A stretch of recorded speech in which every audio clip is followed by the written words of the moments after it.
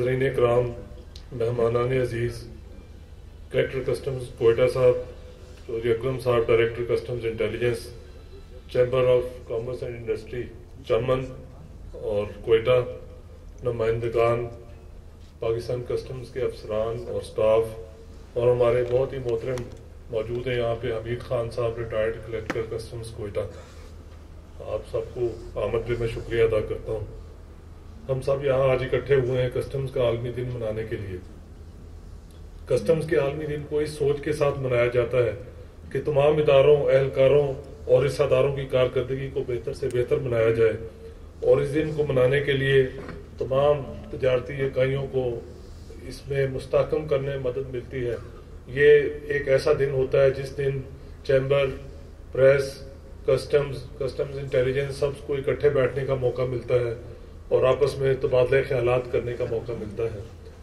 FBR ने एक कदम उठाया है सूबा बलोचिस्तान और क्वेटा कस्टम्स के जो काम हो रहा है यहाँ पे उसको फैसिलिटेट करने के लिए यहाँ पे चीफ कलेक्टर की पोस्ट क्रिएट की है। तो जब यहाँ पे अब चीफ कलेक्टर अगर क्वेटा कस्टम हाउस में बैठे होंगे तो मुझे यकीन है कि स्टाफ के और ट्रेड के मामलात को हल करने में आसानी होगी। मैंने अभी सुना है स्टाफ का जो हमारा नुमाइंदा था उन्होंने बड़ी तफसील से अपने मसाइल बताए हैं, प्रमोशन से रिलेटेड मसाइल बताए हैं, पोस्टिंग से रिलेटेड और स्टाफ की फलाह बहबूद से रिलेटेड।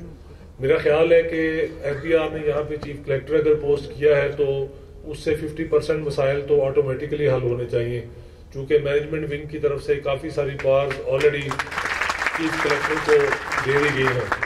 तो अब इसके लिए आपकी फाइल ना तो कराची जाएगी और ना file all the way Islamabad जाएगी।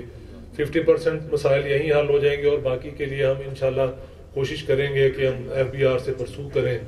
वो since I am available and I am here, तो इससे काम बहुत आसान करने में मदद मिलेगी।